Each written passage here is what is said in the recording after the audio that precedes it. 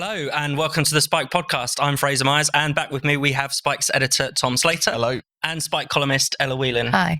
Coming up on today's show, the rise of the thought police in Britain, Nancy Pelosi's reckless virtue signalling, and Beyonce censors her own lyrics. So it seems as if the thought police are on the march in Britain. Last week, Darren Brady found police turning up at his home, coming to arrest him for sharing a meme.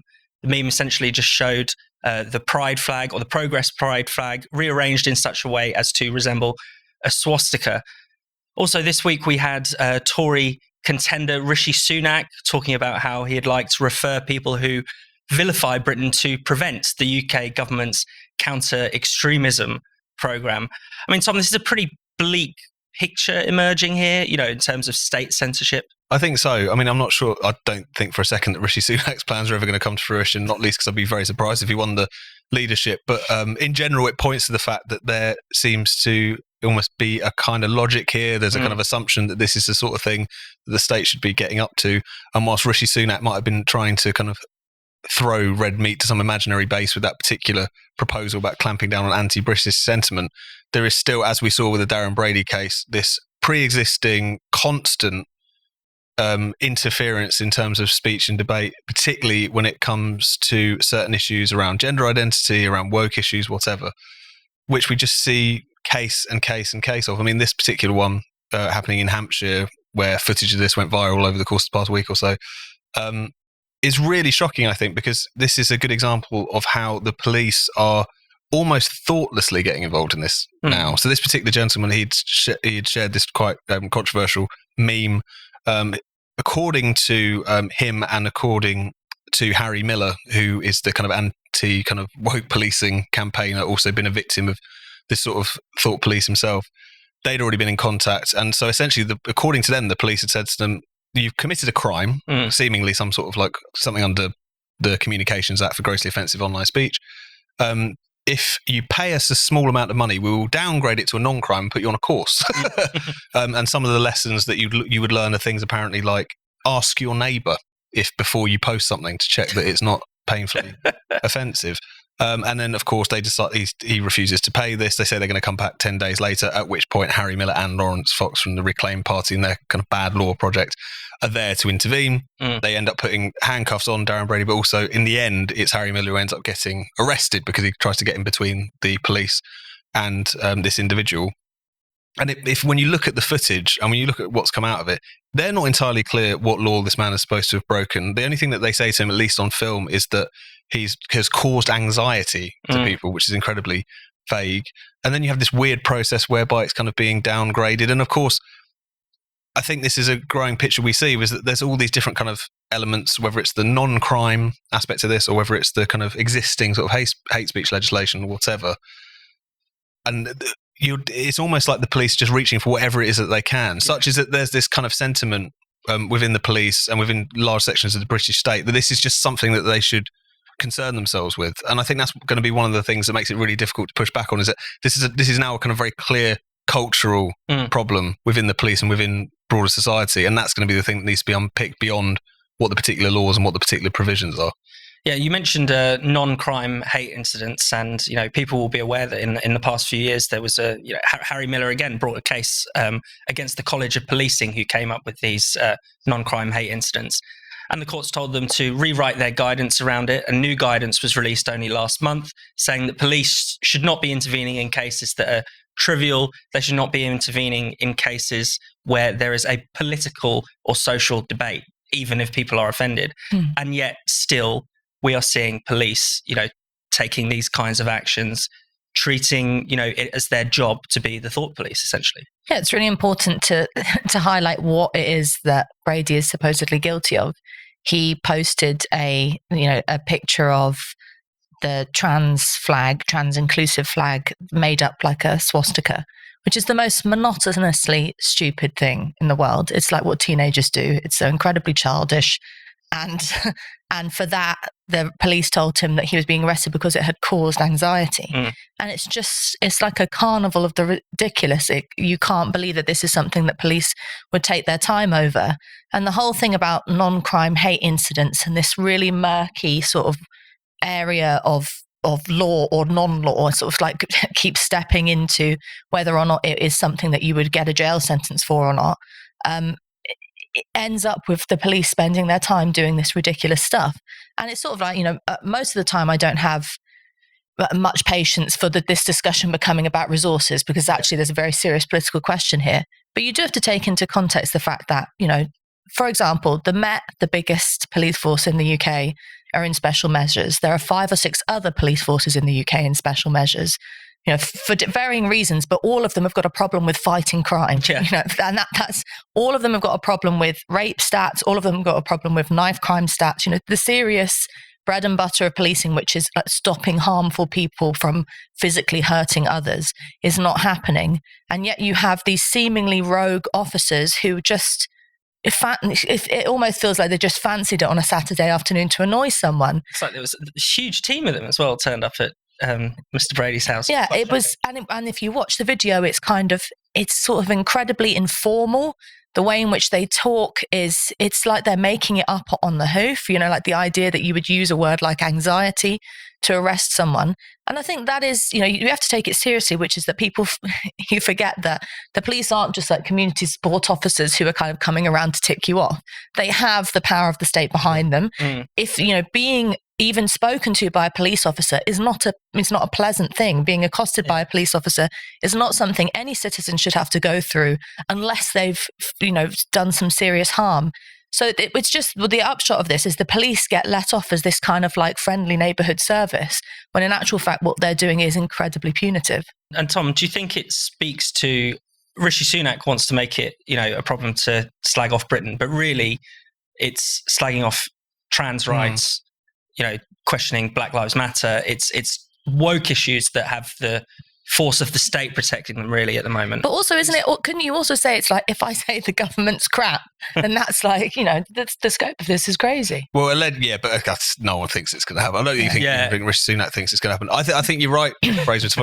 At least in terms of the cases we know about, right, they all seem to push in one particular direction. So if you think about the non-crime hate incidents that we've come to know about, Harry Miller famously, it was for, about 30 tweets which were engaging quite robustly, shall we say, in the debate around gender self-ID. In limerick form. If you think about, say, the Marion Miller case, who was, again, actually taken through the courts on not a non-crime hate incident, but actually an issue of speech crime, effectively, because trans activists took offence to her kind of gender critical campaigning, essentially spuriously suggesting that images of ribbons tied around a tree in the colours of the suffragettes were nooses and all this kind of nonsense. There's been various other cases of people who've been visited by the police, arrested for misgendering, which has been something that we've seen time and time again. So it does seem to be pushing in one particular direction. Yeah. And even though some of the things that happen with the police that we think are just cringy and embarrassing, like them, doing themselves up in the pride colours and twerking at pride events or whatever, you put all these things together and it does create the impression of a section, the arm wing of the state latching onto a particular ideology and punishing dissenters from it. There's no other way that you can read that at this particular point in time. And it's interesting because you talk about the guidance and that has changed. And reading through it, as you say, there are these kind of caveats that they've now applied to the guidance to try and make sure that people don't allow the trivial or malicious or any of these kind of complaints to get through. But I thought it was quite interesting reading some of the examples and kind of made up case studies they had for it. And it was like a Christian complains about someone saying anti-religious things. Yeah. It was someone complaining about a radio host because they were on the radio talking about the evils of British colonialism. Someone complaining because the police had gotten involved to deal with transphobic posters or something of this matter. It was really fascinating that those were the 3 examples that they reached for. And I think in its own small way points to the problem, which is this is cultural, it's political. And I think that's why, despite the fact that we have seen first the High Court and then the Court of Appeal not only say that the treatment of Harry Miller was unlawful, but then at the Court of Appeal say that actually the guidance was unlawful, that it lives on. Yeah. Now, of course, that ruling didn't say throw out non-crime hate incidents itself. It just said that it needed to be properly treated. But I think it's just a reminder that even with that, even with the Chief Inspector of Constabulary getting involved, even with various PCCs condemning particular case studies, as we saw in the past week in Hampshire, nothing really changes, because the problem is that there is this ideology which has really been taken up in large parts of the British state. Yeah. And that's the thing that makes it incredibly difficult to tackle, but almost all the more important that we do tackle it, I suppose. And even sort of legislatively, there isn't, you would think that the Conservative Party might be interested in pushing back on this stuff. Supposedly they're anti-woke. But, soon we have the kind of online safety bill potentially coming down the tracks, allowing social media companies to take down legal but harmful speech. So it only ever expands, really, this censorship. And the funny thing about the Tory leadership debate is that, in the same breath as, a few days before talking about this new extended prevent strategy, Rishi Sunak released this kind of policy they picked out of a hat about, having free speech embedded within policing. Like, what does that mean in the context of everything we've just talked about? Liz Truss saying, also releasing some kind of policy statement saying, police officers need to get better at solving murders, which is, I'm sure many police officers would be like, oh, okay, is that our job? It's an utterly ridiculous, superficial understanding of what's actually going on, because, getting into the kind of the weeds of the legislation can be boring and it can sound technical, but it's actually where a lot of the evils of this stuff is happening in minute clauses, the whole kind of not harmful, hateful, harmful, all that kind of, all that trickery around what kind of language is used is what then gets brought against individuals in court. And it's so unfair, because most of the time, whether it's particularly with the Marion Miller case, it's just common sense that anyone in their right mind would understand what was happening there. Yeah. And yet these things that would previously have been hashed out between individuals in the public square get dragged through this incredibly technocratic process through the courts, where no one wins out. And in the end, and free speech gets damaged. So there's a cultural and political point here, but there's also the point that the way in which legislation is being used to kind of basically supplant political debate in the public square is going to have serious ramifications. And importantly, there's a chilling effect. It's not just the people who get arrested. It's you see people getting arrested. You see the police getting involved in these debates. I think that's a really important point. I mean, it sends a message to everyone else, but I think it's also worth remembering the scale of the state censorship or state interference, which is actually materially happening to individuals. I mean, as far as we know, and this is only one estimate over about a 5-year time period, is that more than 120,000 people have non-crime hate incidents to their name. There was that study, that FOI request kind of survey done by the Times in 2017, I believe, which was found that, about 9 people a day were being actually arrested by the police for things that they had posted on the internet. So the scale of the state censorship that we're looking at is surely beyond anything we've ever really seen. And that's why, there is the chilling effect, obviously, and that's always an impact of state censorship anyway. You make examples of people effectively.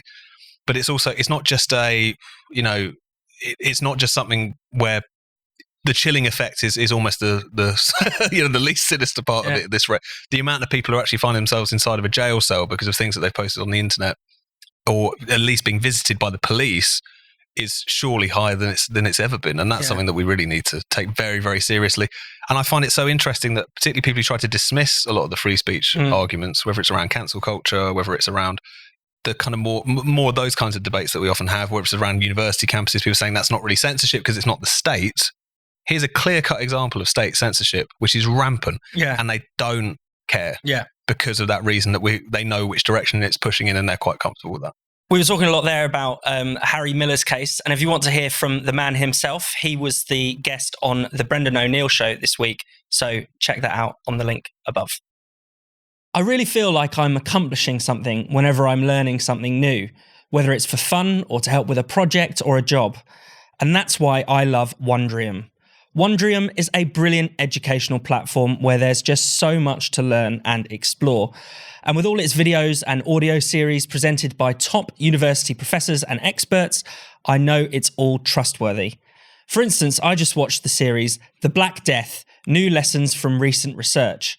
Its 7 episodes are packed full of the latest fascinating discoveries about what we think caused the plague, how it came to spread throughout the world in the 14th century, and how society changed radically in its wake.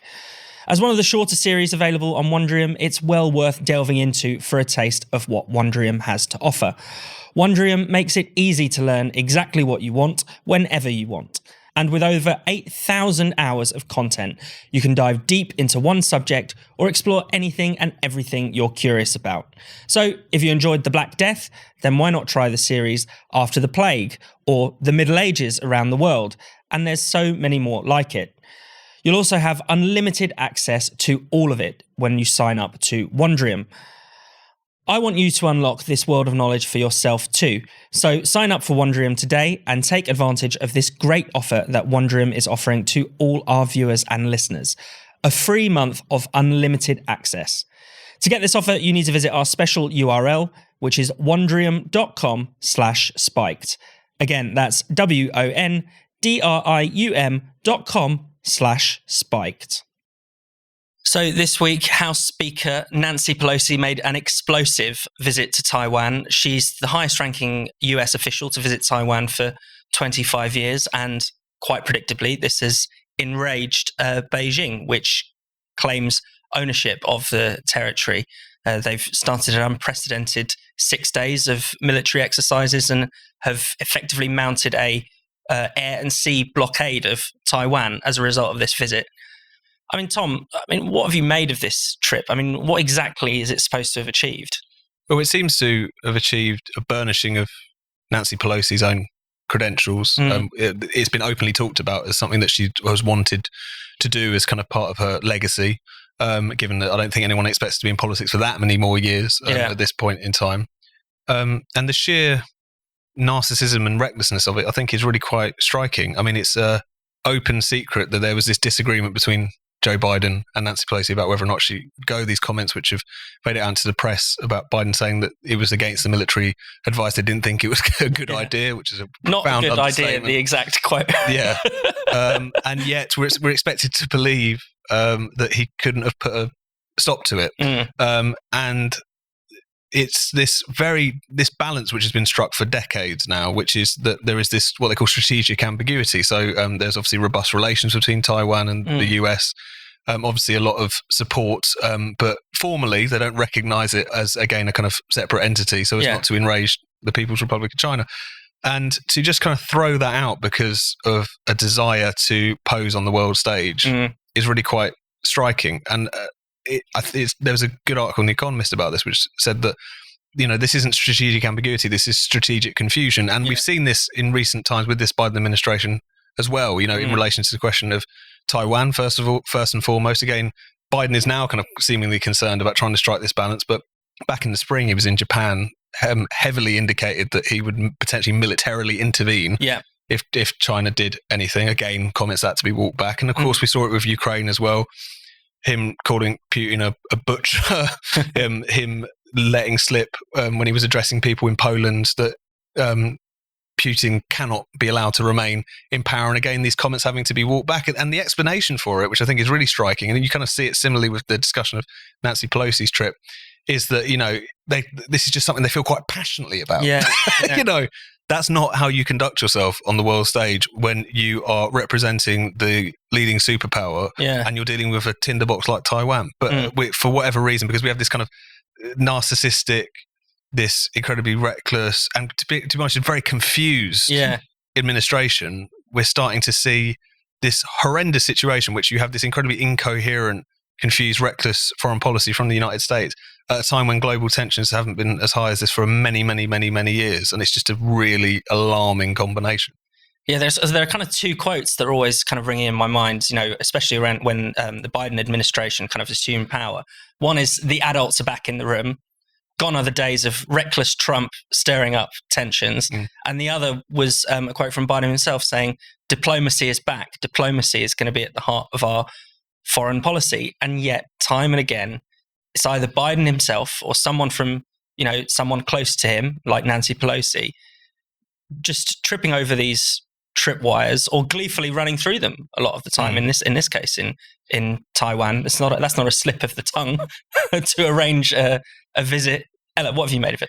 Yeah, I mean, that you think back to Trump's presidency and how everybody thought it was so horrendous, the way in which he openly talked about China in that weird way that he pronounced China, and and how sort of upfront he was about his kind of not boosterism, but sort of an aggressive approach to international diplomacy.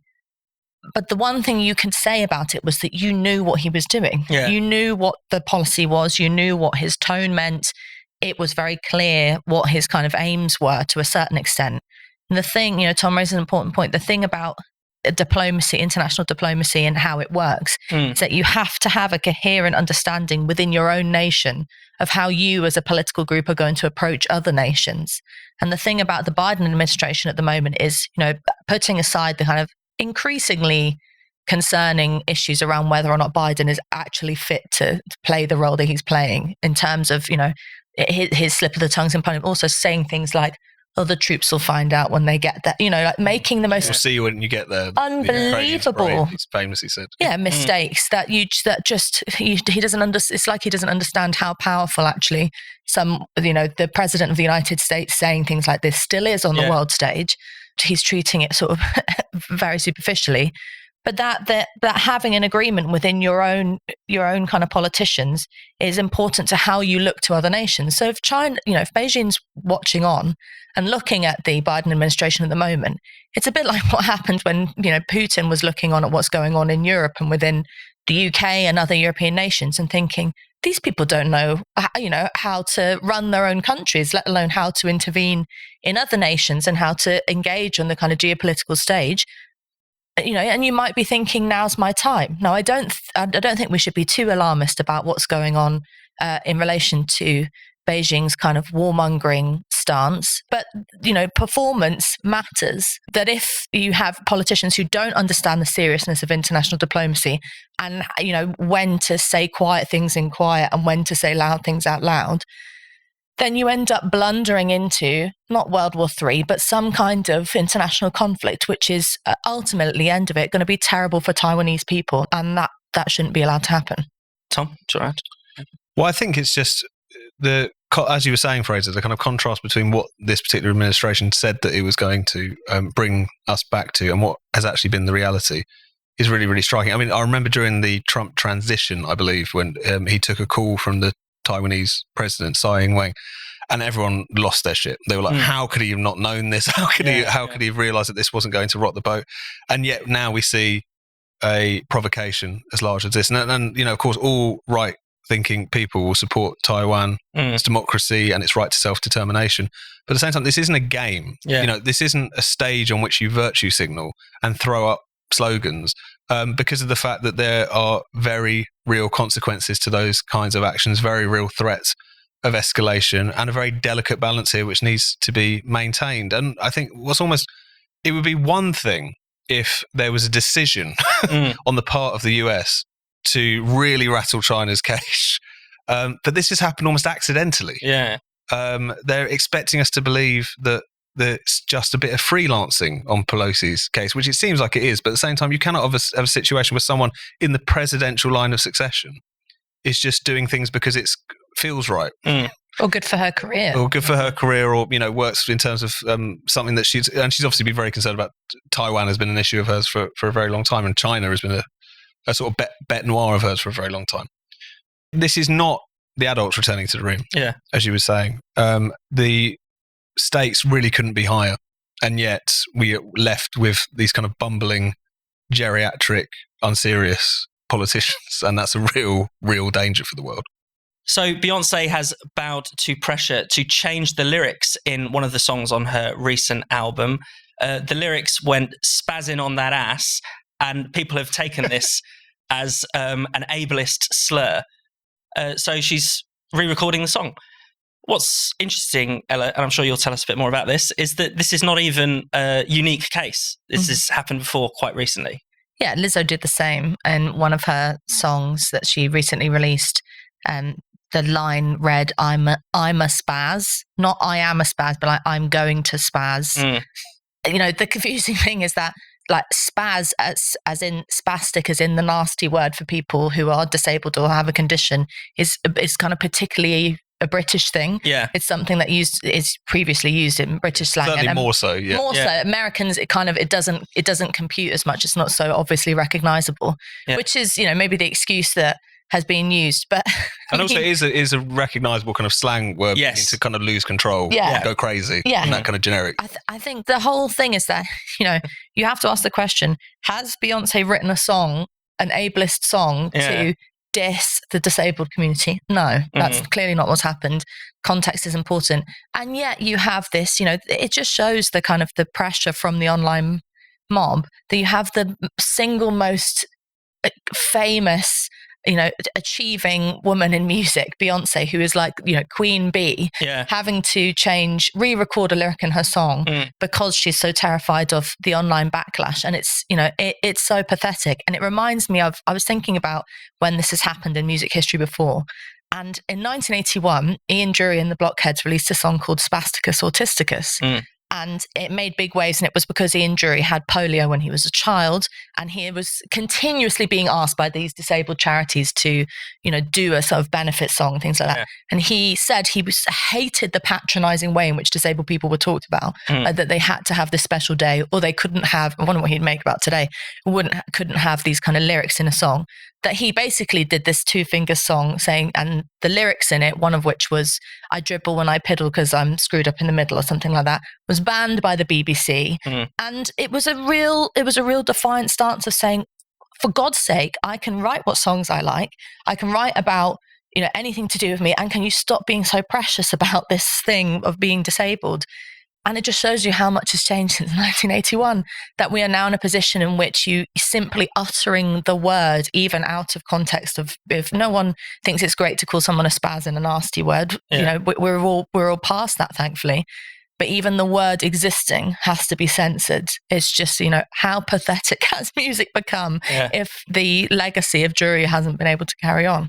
I mean, Tom, this word spaz appears all over hip hop and R&B. As you said, it kind of is just meant to be crazy. It's not really aimed at disabled people at all. Why now? That's a really good question, I think, because it's almost so random how these things kind of land. Because especially if you think about kind of, as you were saying, like rap music or whatever, there's all sorts of things you go after if you really wanted to. They're from not politically correct. They're not politically correct, even from a kind of quite woke perspective. But they don't, because there's this odd calculation, which a lot of these things are kind of random. But what's interesting is it's almost like as soon as the claim is made on behalf of a particular community, I mean, leading the charge in this case were a lot of British disability charities. Scope in particular, they put out a statement, one of their representatives did, talking about how this kind of language makes disabled people's lives more difficult every single day, which is an absurd statement. Not only does it not take into account the context and the meaning obviously implied here, it's one line into the song. It's not even particularly significant.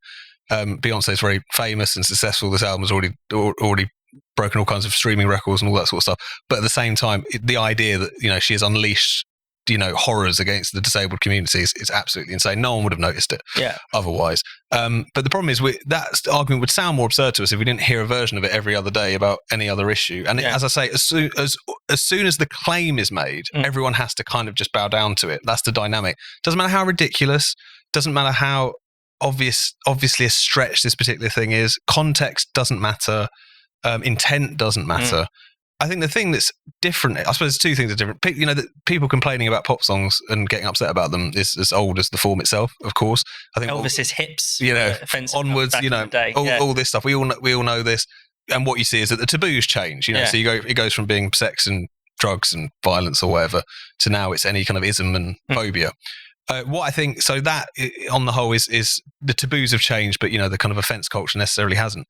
What is quite different here is the willingness of the pop stars themselves to give into it. I think, as Ella was pointing to with the Ian Dury example, again, it's like the kind of expectation that they're primarily interested in making their own music, and also there being a kind of slightly rebellious edge to it, maybe, is gone. Being a nice person, in inverted commas, is more important. And there's a kind of sense in which this is also an internal, like the fans get upset about it as well, which I find really, really strange. And so that's one thing which I think is a little bit different. But I think it is worth remembering that in terms of whether we were talking about this kind of new generation of offence takers, they're as irritating and stiff and censorious as their forebears, you know, as the kind of Mary Whitehouse crowd. You know, they might have swapped the blue rinse for the blue dip dye, and they might be upset about slightly different things, but it betrays a similarly deadening, boring, pathetic, anti-artistic perspective on the world. And I think we should call those people out for that. Just because they're claiming to speak on behalf of disabled people today,